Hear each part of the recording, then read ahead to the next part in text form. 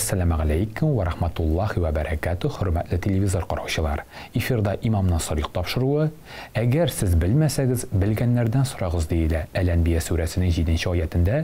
Белмәгән сорауларыгыз булса, аларны безгә юллагыз. Иншаллах, хәзрәтләребез аларга бәйнә җавап кайтарыр. Бүгенге белмәгән сорауларга җавап бирә мәркәзебезнең Гадел мәчет имамы Рөстәм хәзрәт Бакиров. Ассаламу алейкум ва рахматуллахи ва баракату, хәзрәт. Ва алейкум ассалам ва рахматуллахи ва баракату. Хөрмәтле хәзрәтебез, бүгенге тапшыруга тема итеп сәнгать һәм матурлык темасын алдык. Һәм башлап җибәрәсе килә, әлбәттә, безнең аксакалларыбыз сүзеннән, ялгышмасам, элек безнең әби-бабайларыбыз сәнгать һәм матурлык эшенә җиде киңәш биргәннәр бугай. Һәм бу бик мөһим киңәш дип сез бер тапшыруда әйткәнегез дә бар. Шушы киңәшләргә тукталсак мөмкинме икән? Бисмиллаһир-рахманир-рахим. Безнең рәхимле һәм шәфкатьле Аллаһ Тәгалә исеме белән башлыйбыз. Әлбәттә, сәнгать дәресендә кергәндә барыбыз да беләбез, кино булсынмы, спектакль булсынмы, тарих булсынмы, китап булсынмы, ул барысы да безнең инде әби-бабайларыбыз турында. Һәм дини яктан сораулар да шуннан чыга. Элекке спектакльне хәзер куйсак буламы, элек менә шул диндән көлгәннәр хәзер үзгәртеп буламы, яки ничек киенергә сәхнәдә, менә намазлы кешеләргә, яки гомумән инде бөтен кешегә дә әдәп, әхлак һәм үрнәк. Шуңа да инде туганнарыбыз монда аларга кирәк. Аллаһ Тәгалә Коръәндә әйтә җәннәт турында. Сез ди җәннәтле булырлык тормышны яшәгез ди. Гомумән bütün sorularını alsak da nəsə soru biriler. Bizden hürmetli indi karışılarımız, sorular birişlerimiz. Alar indi tamıqtan gidip özmaqta bulur için. Yaki indi qaranlıqtan yaxtılıqqa çıxsın için. Bizim elbette əbi-babaylarımız bu tamıqtan, qaranlıqtan gidip yaxtılıqqa çıxır için ciddi kengəş bergenler. Şuşu ciddi kengəşini biz de bunu qarab ötsək, bəlkim köbimiz үзебезгә җәннәт тормышына бер адым атларбыз. Кайберләребез инде кирип тә китер, насыйп булсын, шуя булсын. Шуңа да бу җиде киңәш туганнарыбыз үз-үзебезгә бер сорау. Һәм бөтен максатыбыз менә килде дә хәзер сөйләдә китте түгел, шушы киңәшне менә мин үземә ала аламмы юкмы икәнен. Иң беренче элеккеләребез, изгеләребез дип әйтсәк тә инде бабайларыбыз, кем инде менә матур, нурлы, яхшы үрнәк тормыш яшәгән, изгеләр дип әйтик, изгеләребез әйткән, сез ди кардәшләр матур тормыш яшәсез килсә, чакырган кунакларыгыз килгәч зарланмагыз ди. Сез ди кунаклар чакырасыз, кунак килгәч зарланасыз ди. Bu bik aktual бүгенге көнгә дә. Менә һәрбер кеше менә өендә утыра, кунак чакырабыз. Кода-кодагыйны, яки күршене, яки дусны чакырабыз да. И дуслар киткәч инде гадәттә ишә дуслар алдында түгел, дуслар киткәч инде башлыйбыз. Тәмләп, кулларны сөртеп, шени башлыйбыз инде. Матур киенгәнме, юкмы, дигәндәме, мондаймы, ашаганда мактадымы, юкмы һәм изгеләребез әйтә, җәннәтле булыр өчен кунакны чакыргач, кунакка зарланмагыз ди. Әлбәттә, инде безнең әби-бабайларыбыз бик хикмәтле булган. Һәм диндә анда хикмәт бар. Аны күрә беләбезме, юкмы, менә бу үзебездән тора. Ләкин менә бу әйтәләр бит әле сәнгатьтә дә одели розовые очки дип. Кеше сәнгатькә килгәндә барыбер яки бер шәкерт институт, университет, техникум, колледж битергәч розовый күзлек киеп хезмәткә бара. Чынбарлыктан аерылган бу. Чынбарлыктан аерылган. Бер мисал, менә минем таныш табиб дустым бар, ул безгә намазга йөри, ул да әйтә, мин шушы табибчылык университетын битергәч, медицинский университет. Шушы күзлек белән килдем ди, хастаханәгә эшләргә. Җир сызганып, мин хәзер кешеләргә булышам, бу бик саваплы эш дип. Килдем ди, кеше килә, булышасың, дару бирәсең, ну дару биргәчтән соң языра кирәк бит инде, менә языра кирәк. Шундый авыру килде, шушын диагноз, менә шулай шуны киңәштем. Берсе зарлана ди, озак кыйланасыз. Икенче зарлана, өченчесе көннән көн минем күзлегем төшә башлады ди. Кеше ярдәм итәсең, ул сине гаепли. Кеше ярдәм итәсең, ул сине гаепли. Кеше ярдәм итәсең, ул гаепли. Кайберләре бар дип әле теге жалоб язалар. Сезнең врач бер нәрсә белми, ул надан. Тырышасың, төрле факторлар бар. Ул менә килеп бит әле син кешене кабул иткәндә ашасы да бар, вафтиз тәһарәт аласы бар, намаза укып аласы бар, бар син чыгып китәсең. Шуңа да әкренләп менә шушы тормышны инде күрә башлайсың да инде. Мәхәббәт төшә бара инде. Шуңа да монда да сәнгатьтә дә бөтен җирдә шулайдыр ул. Сәнгатьтә дә менә шушы күзлекне салар өчен менә бу бабайларыбызның җиде киңәше. Икенче төрле әйткәндә, безгә бу тормышта авырулардан терелер өчен шушы җиде бар инде дава. Шушыны без куллансак, даваны кем ичә авыргач, үзең ичәсең. Шуңа да бу киңәш менә бүгенге тапшыруны карап кешегә түгел. Менә син шундый, менә мин ишеттем бит әле, менә Рөстәм хәзрәт әйтте, менә түзәлә түгел, үзебез кабып, үзебезне терелтер, күңелебезне, йөрәгебезне терелтер өчен иң беренче шифа булсын өчен килгән кунакларга без канәгать була тиешбез, зарлана тиеш түгелбез. Ничек анарга? Хикмәт шушында менә килде, син кудагыйын. Син аңа юк, мин бит аларны яратам дигән сүтүлегән, дуслар. Ул түлегән нәрсә? Һәрберебез дуа кылганда, намаз сайын сорыйбыз үзебезгә нәрсә? Я Раббым, бир миңа озын гомер. Кем намаз укымый дуа кыла белмәй, менә безгә килгәчтән әйтәләр, хәзер дуа кылалы. Озын гомер кирәк миңа дип. Һәр вакытта әйтеп тә китәйне бер 65 яшьлек матур кардәш килгәчтән дуа кылалы. Там күп тә кирәк түгел, хәзер бер 40 ел яшәсәм дип тә.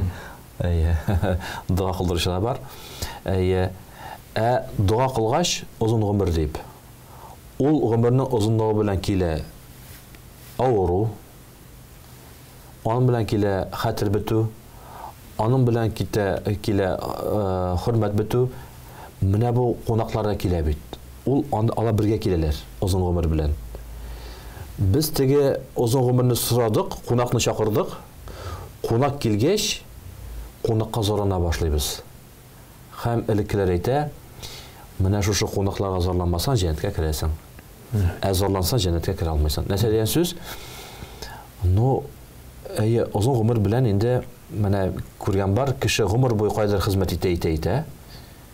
Лаеклы ялга чыга, ул эштән китә, ул һаман да образдан чыга алмый. Менә бер тапшырып әйттек бит әле. Сәхнәгә кергәч, образга чыгыра да кирәк. Кеше пенсия чыга, ялга чыга, ул җитәкче булып эшләгән. Ул менә хәйри, ул һаман да үзе җитәкчелек. Анда бер сәт тыңламый. Һәм зарлана. Нәрсәгә мине теге вакытта тыңладың син? Нигә һәм мине кабул итмәйсең? Мин дә.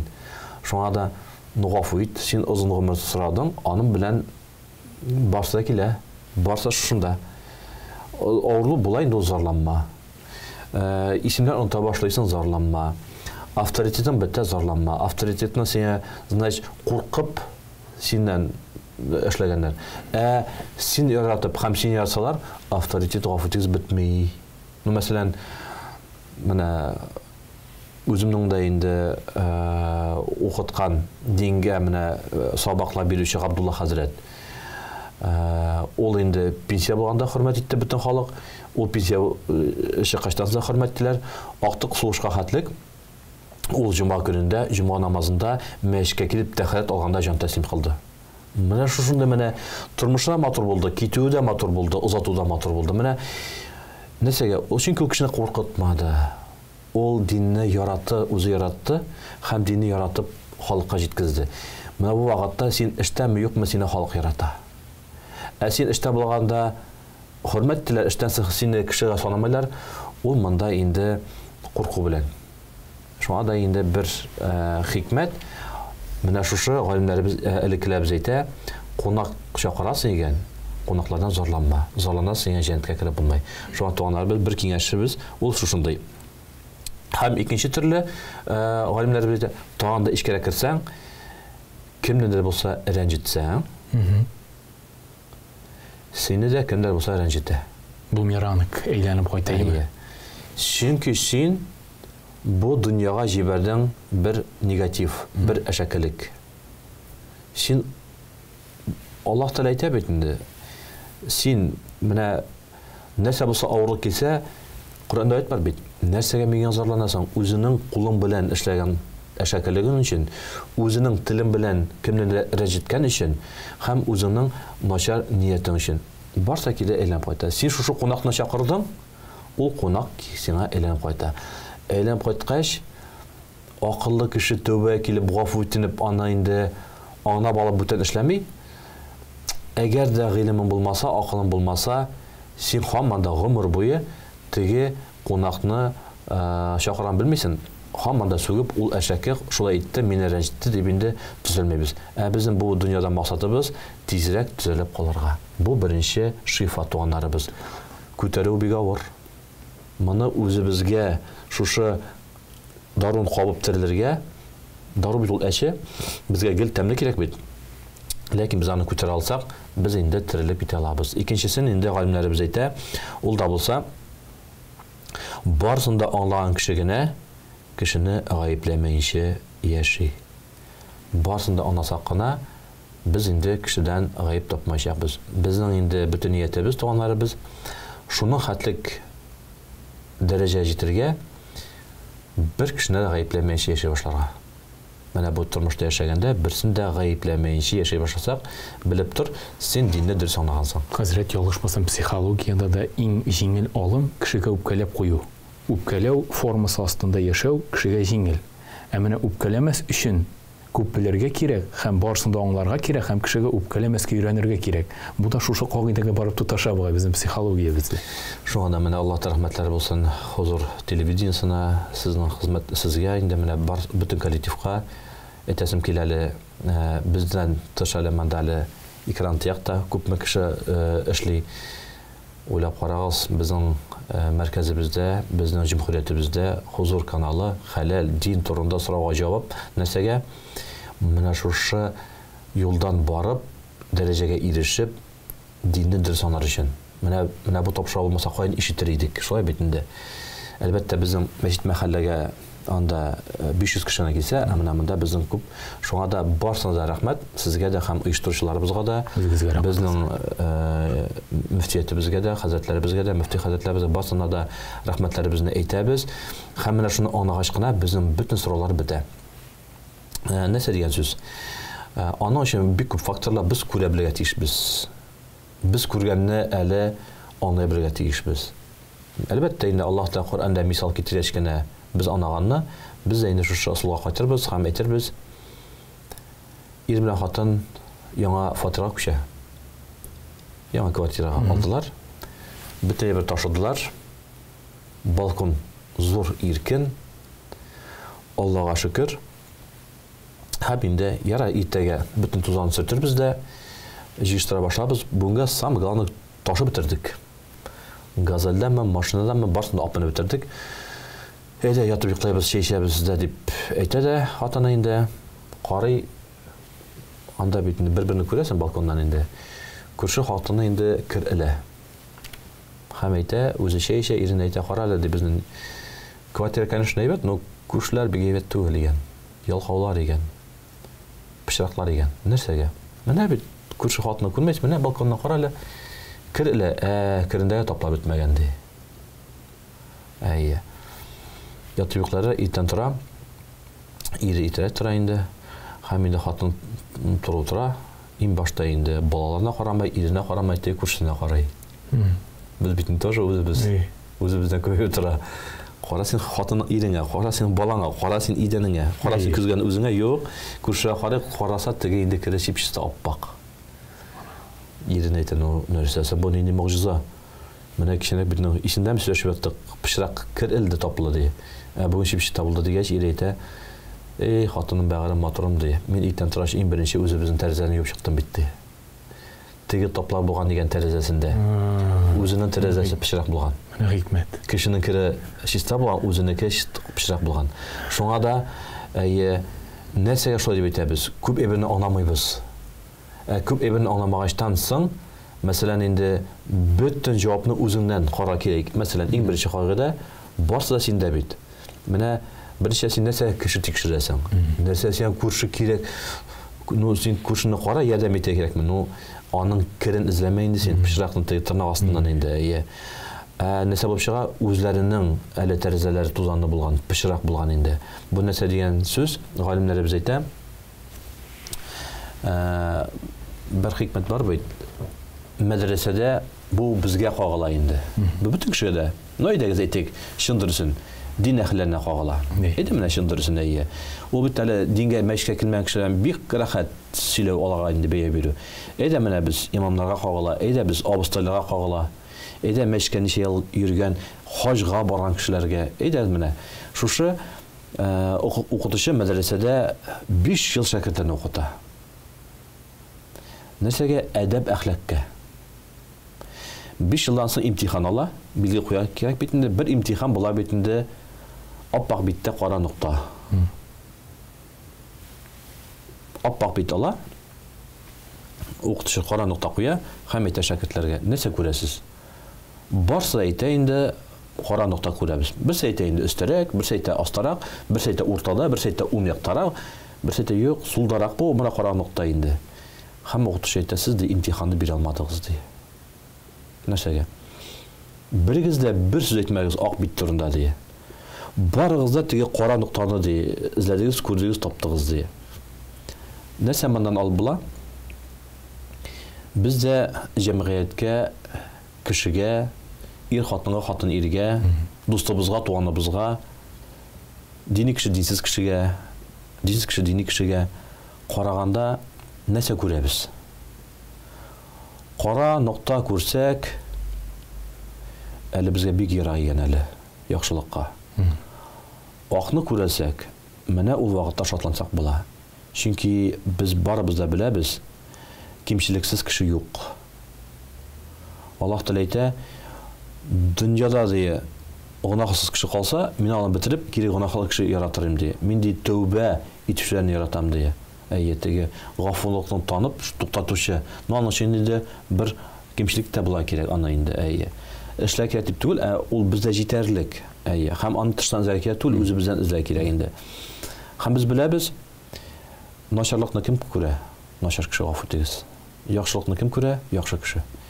Менә кайчан без менә шушы нәрсәләр әйтте безнең бабайларыбыз, барсында аңлаган кеше генә кешеләрдән инде кимчилек күрми. Шуңа да инде менә бу икенче шифа, әгәр дә безнең җәнәткә керәсе килсә, без инде менә бу тапшырулардан, мәдрәсәләрдән гыйлем алып, бер генә ният белән алга тиешбез, үзебезне төзәтергә. Үзебез төзегәч кенә ничек дип әйтергә, менә без яхшылыкны күрә башлыйбыз. Бер тапшыруда әйтеп киттек бит инде. Бүгенге тормыш белән, элекке тормыш нәрсә белән аерыла, һәм безнең бабайларыбыз нәрсә әйтеп калдырды. Элекке вакытта балага бер телем ипи биргәч, балалар ашап бетергәчтән соң икенчесен сорайлар иде. Эй, тәмле дип. Бүгенге көндә ипи куйсаң беренче ашамыйлар. Кая пишинкә диләр.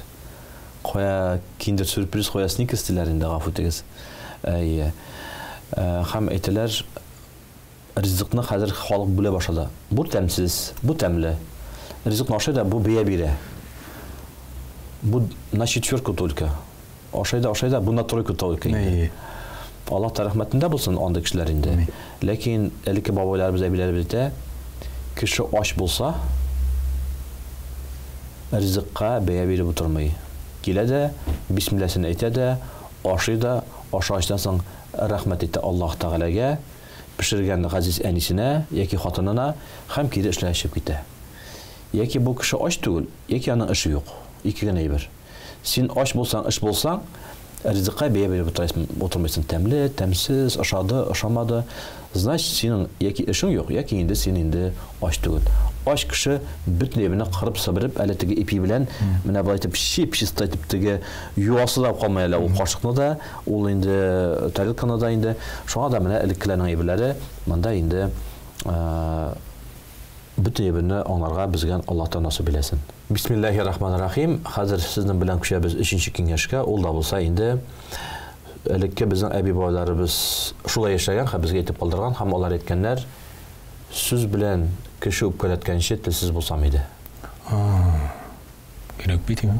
Менә шушындай туганнарыбыз киңәш, сүз белән кеше рәҗиткәнче, үпкәләткәнче телсез калсам иде дип безнең әби-бабаларыбыз әйтеп калдырганнар. Бүгенге көндә бу бик актуаль дип мин уйлар идем. Чөнки чынлап та Аллаһка шөкер, бүгенге көн ашага ризык бар, әни әйтмәшләй, киенергә кием бар, ялкау булмасаң эш бар, хезмәт бар. Бүгенге көндә Аллаһка шөкер, менә бу тел бик күп генә шуңа килә дип. Тел Пәйгамбәрбез әйтеп калдырган, алейһиссәлам, Исра һәм Мигъраҗтан соң инде тамакны күргәчтән соң күбесе инде менә шуның аркылы анда дип әйтеп калдырган. Шуңа безнең элекке әби-бабайларыбыз да аны аңлап белеп, уйлап карагыз, ул бит дәвамын менә телсез булсам иде. Бик авыр бит телсез булырга. Ләкин шуңа да инде үлчәү. Моңа бер мисал әйтәсем килә. Күптән түгел генә бер танышым килеп әйтте. Һәм тормышта булган хәлне әйтәсем килә. Хәзрәт мин диегел тел белән хатынны шеметергә яратайм ди. Нәрсә булса да, вот обязательно бер инде шеметәм инде. Обязательно төттүреп куям инде ди. Мәсәлән, нәрсә соң ул? Мәсәлән, ди, менә Маша белән инде эштән кайтып җиттем инде, менә анда инде бер кирегә бер 2-3 минутка калды. И хатын шалтырата. Син кайтасыңмы? Сәгать 6-да бит инде бу. Мин инде 4-тә кайттым. Сиңа менә өйләнне җыштырдым, ашага куйдым, ашага пеште. Сине көтеп торам ашамаенча. Менә всё, менә басай бер. Сине көтеп торам ашамаенча. Әйтәм дә, әле мине әле начальник җибәрми. Бүген соң кайтам, юк. И анан соң инде хатын, кәйфе төшә. Мин сине көттем бит инде, бергәләшеп ашамаенча утырам бит инде. Балага да әйтәм, әтиң кайткач ашарбыз, балам менә әтисез ярамый дип тәрбия йөзеннән инде. И кирип керәм дә инде, әктин кәйфе төшкән. Әйтәм, бу бит мәзәк кенә. Это же была шутка дип әйтәм ди инде. И менә шул минем гадәтем барды. Хәзрәт берсендә ди кайттым, иртәрәк кайттым ди, куллан юам, кычкырам хатынга ди, ваннадан ди. Нәрсә безгә ашага бар дигәч, юк, син бит кайтам дип әйтмәң ди. Хәзрәт ди кәйф төште ди. И самое главное, аппетит та бетте ди. Ашасы килеп кайтты ди, и аппетит бетте, чыкканым ди. Өстәлдә бөтен ризык бар. Хатын нәрсә шулай дигәткәч, шутка ди. Что син шутка не понимаешь, дип әйтте ди. Аннан соң аңладым. Ул шаярткан, яки үзенекен үзенә кайтарган. Ирегел мәшәт төтергән бит, шаярттым дип кенә әйтеп куйган инде. Үзенеке кайткач, хәзрәт не просто кәйф төште ди. Аппетитта бетте, менә ризык бар, ашап булмый ди. Шуның хәтле үпкәләдем ди. Шуңа да менә туганнарыбыз, менә без кайбер вакытта кешене тел белән үпкәләтәбез. Яраткан кеше турында әле яратмаган кеше турында нәрсәне әйтеп бетермибез. Үзебезгә кире кайтаргач ошамый. Не только что аппетитта бетте дигән. Шуңа да бүрек элекләр әйткән, менә бу телне инде Аллаһ Таала бит инде 400 га бикләгән бит инде. Менә 1-2 теш, 1-2 ирен 400 га бикләнгән. Бер нәрсә әйткәнче 4 тапкыр уйларга кирәк, ансыгына әйтергә кирәк. Уйламаенча әйтсәң, кешене рәнҗетеп була. Ләкин менә тормышыбыз, мөхтәрәм туганнарыбыз нәрсә күрсәтә? Бу үзем турында да әйтәм, үземдә шунда булганмындыр. Менә кеше сиңа нәрсә әйтә, йотасың, и шуны мөмкинчеки чыгып шул гайбен аңлайтсаң, үпкәләй дә куя инде. Үпкәләй дә куя. Мәсәлән, һәрбер кеше үзенең баласын ярата. Баласын ярата, уйнай, итә, теге баласы тәртипсезләнә, һәм бер нәрсә замечание эшләмәй. Ярар. Синең балаң шулай эшләй башлый, тәртипсезләнә башлай, ул әйтә. Чөт сезнең баласы тәртипсез дигән. Яки аныкны ярый, кешенекене ярамый. Шуңа да, син телен тыеп тор. Менә синеке генә бөтен бердә ярый. Ул әтисенә суга да, шеметә дә, нәрсә генә эшләмәй, ул ярый. Шулай, тәрбия шундай воспитание, бала кеше бер нәрсә әйтергә ярамый, шундай психологлар шулай дип әйтте дип инде. Кешенеке шулай кабатлай башлай баласы инде аңа обязательно чиметеп куя. Синең балаң тәртипсез, сез тәрбияләмәс һәм шуңа туганнарыбыз менә бу телне сакларга кирәк. 4нче инде шифа, ул да булса галимнәребез әйтә, мәхәббәт ул яки ярату ул диндә дә бар, ул бөтен җирдә дә, ул бер яхшылык эшләү генә түгел. Ярату яки мәхәббәт белән яшәү ул инде безнең тормышыбыз ди. Яки нәрсә дип анарга кирәк? Бу тормышта нәрсә генә эшләсәк тә яратып эшләргә кирәк. Мәсәлән, һәрбер кеше үзенең һөнәрен яратып эшләсә, чынлап та гаиләне яратып курсак, чынлап та гаиләдән соң ике якта да әтияне тигез яратсак, чынлап та күршеләрне яратсак, хәтта ки Аллаһтан яратсак, динне яратсак һәм яратсак, ул вакытта безнең кешегә карап тәнкыйтьләргә вакыт булмаячак һәм һәрбер кеше үзенең эшен сыйфатлы үтәр иде. Бер кеше әйтә бит, намаз укыган, икенче кеше үзенең сөйгән ярына бара. Яратып. Теге намаз укыган кешенең алдына үтеп чыгып китә. Һәм инде теге кайтканда бу һаман да шушында урамдан утырып тора һәм әйтә, "Кара ди, син ди намаз укыганда минем алдан үтеп киттең" ди. Алай ярамый бит.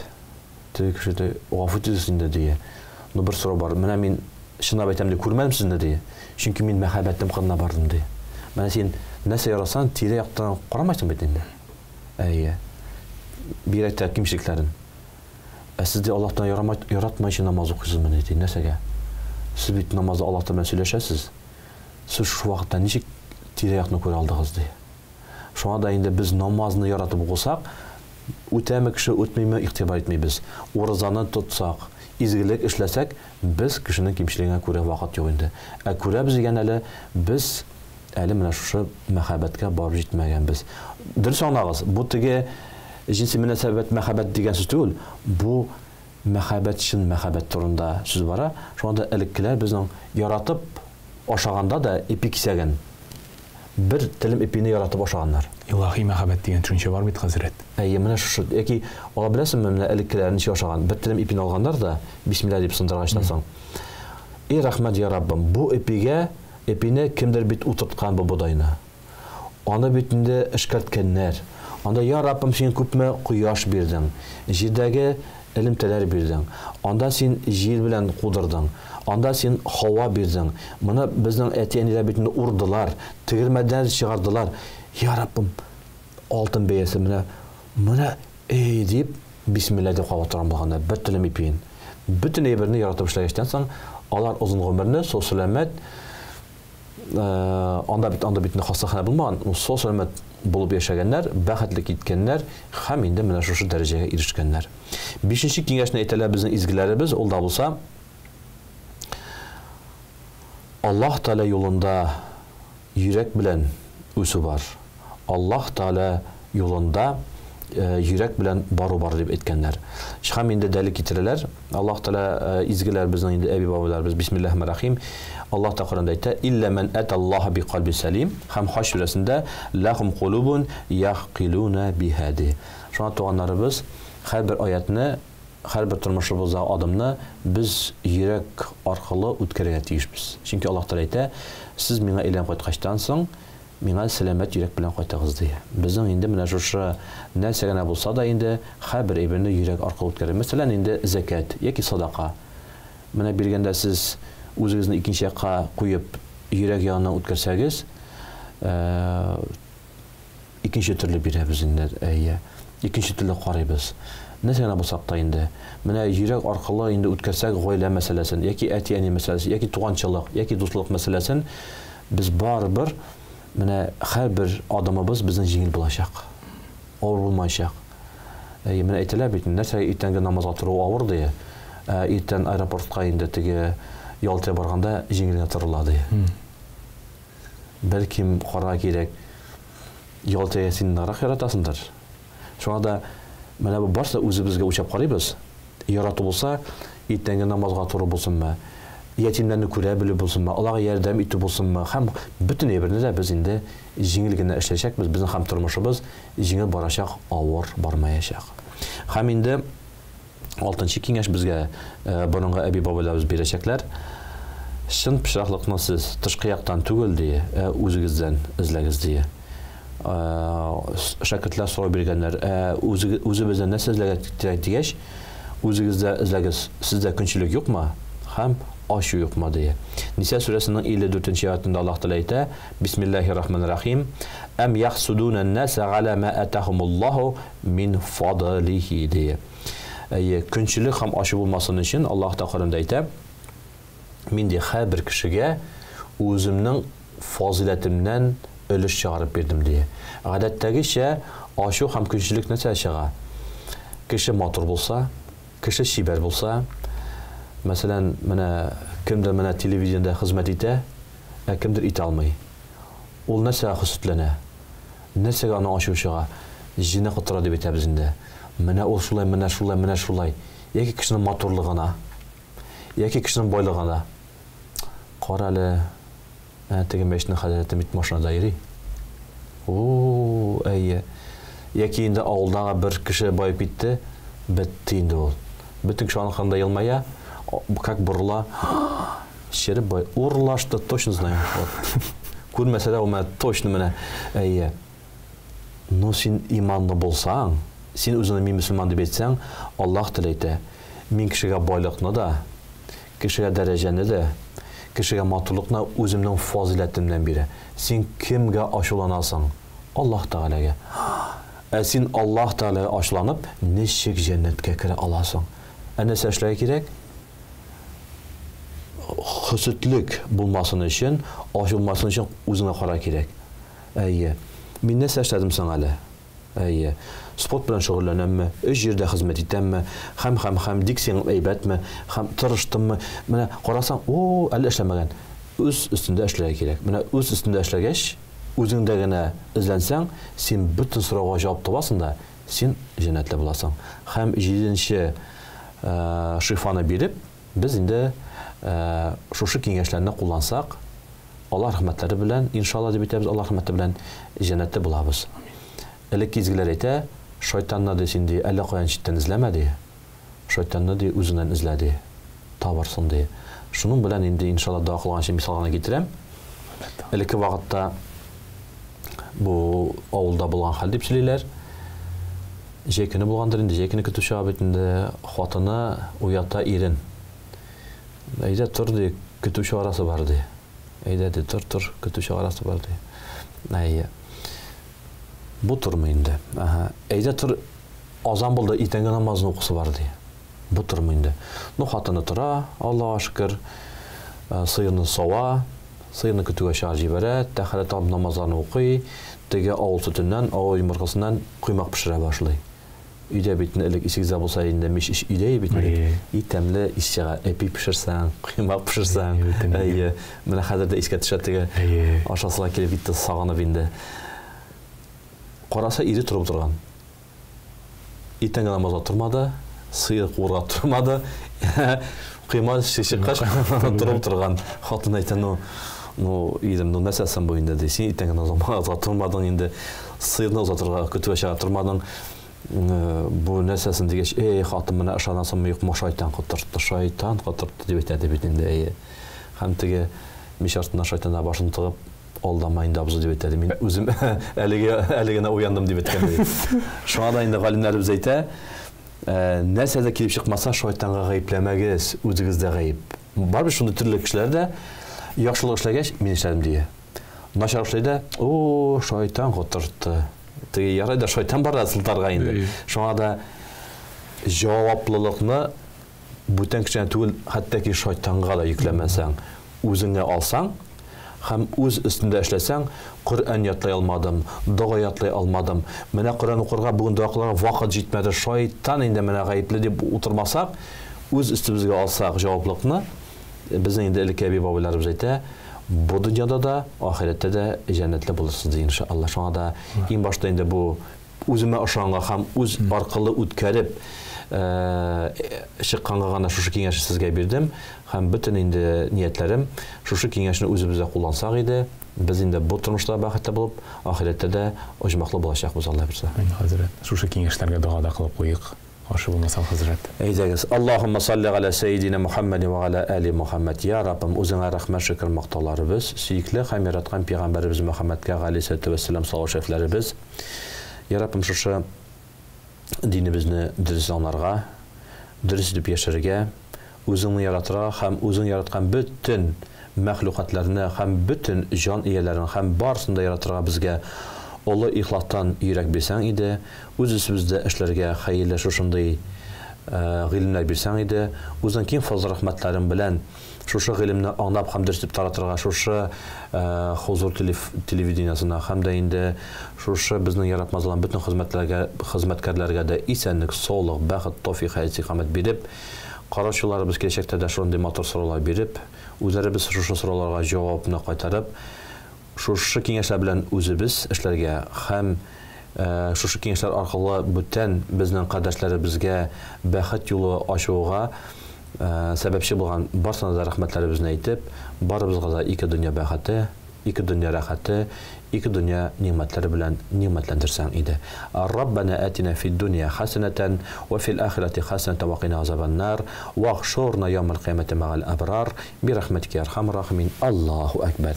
Аллаһ тәала кабул кылсын, бәхетле яшәгез. Амин. Шулай булсын. Рәхмәт хәзрәт, бүгенге сорауларга җавап биргәнегез өчен, әби бабайларыбызны җиде киңәшен ишеттергәнегез өчен аерым рәхмәт. Алла бирсә, шушындый очрашулар алга табадан насыйп булсын. Ассаламу алейкум ва рахматуллахи ва баракатух. Ва алейкум ассалам ва рахматуллахи ва баракатух. Хөрмәтле телевизор караучылар, бүгенге имамнан садыйк тапшыру чыгарылышын караганыгыз өчен сезгә дә улуг рәхмәтебезне җиткерәбез һәм иншаллаһ киләсе очрашуларга кадәр дип саубуллашабыз. Әгәр сорауларыгыз булса, хәзерге минутларда телевизор экраннарында күргән электрон почтага аларны юллый аласыз һәм иншаллаһ хәзрәтләребез белән бергә аларга бәйнә җавап кайтарырбыз, Аллаһ бирсә. Сау булыгыз. Ассаламу алейкум ва рахматуллахи ва баракатух.